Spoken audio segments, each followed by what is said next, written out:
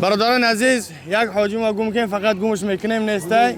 سلام علیکم و رحمت الله و برکاته. باز هم حاجیان محترم، این حجی که آمدین، حج عمره خاص به خاطر الله باشه. باز هم میگوییم که برای هر یک و یک شما مبارکباد باشه. خداوند موفق و میسرتون بگردونه که باز هم به جا و مکان مقدس بر بگردین ان شاء الله. که عین حال ما از میقات مدینه سفر به سوی حرم مکه داریم.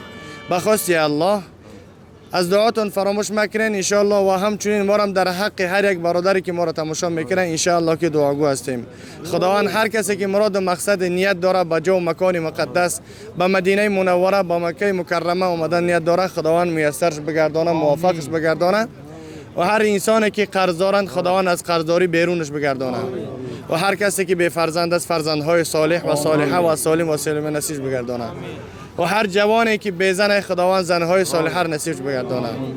و هر کسی که تنبل در گروه ما خداوند شستریکش بگردانه.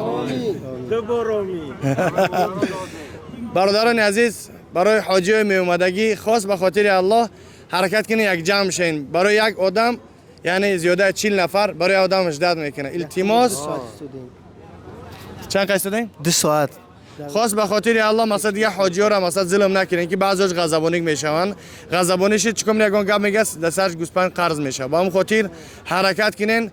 اگه مقصد ناز و بازار تونه در پیش پدر مادر در تاجیکستان در پیش زن فرزند بمونین. در حاجی ها هر کدوم برای خودش اگر ناز و بازار کنه چی نمیشه. با هم خاطر حرکت کنه، با هم دیگر یک انسان گوش کنه. یک کلانتر وقتی دکتر سرتون امیر میمونن همون حد اقل حرکت کنین، گوش کنین. خدا نگهبانتون باشه.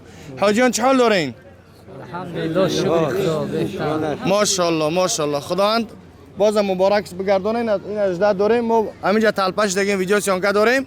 حاجی ها ما به گپ گرفته هستم که هم مردک اجداد نکنن، هم مردک با نیست در توالت اجدادش کیم نبرامد. الهام هر دی الهام نیستن اوزی یا برکو فایروت نیکو الهام همیشه.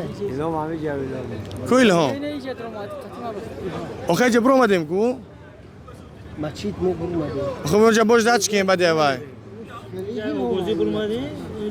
خلاص گپ همینجا حاجی ها رو با گفتی گپا با گپ گرفته هستیم که غضبانی نشن ویدیو کنیم. اینا برای یک انسان نه قدم جداد داره. با من در اتوبوس هم قرجش میده گرمی و نرمیوش عرق کم نه و باز کم با این عرق کردیم. گرمه هوا 42 گرادوس 45 گرادوس گرمه. خاص به خاطر الله همین روشن که مردم که هستن شما هم در آیان اومدین برای دیگر کسا ظلم نکنین که در گرمی و نرمی شما را اجداد کنن. الله نگهبانتون باشه. این هر دی الهامان نیستن این حال ادی بکو همجایه آخه ما هم دیده بودیمش نیستن اوزی کو الهام کلانی و نامجد نماز هر دش نیستن. خواه بردان عزیز در امان الله باشین. خداوند نگهبانتون باشه. میترسم که بچوسکم راست کنم که یک با که اگه مهمه نکنم با گسپان بریم کشیم. خدا نگهبانتون باشه. با دعا باشین. سلام علیکم.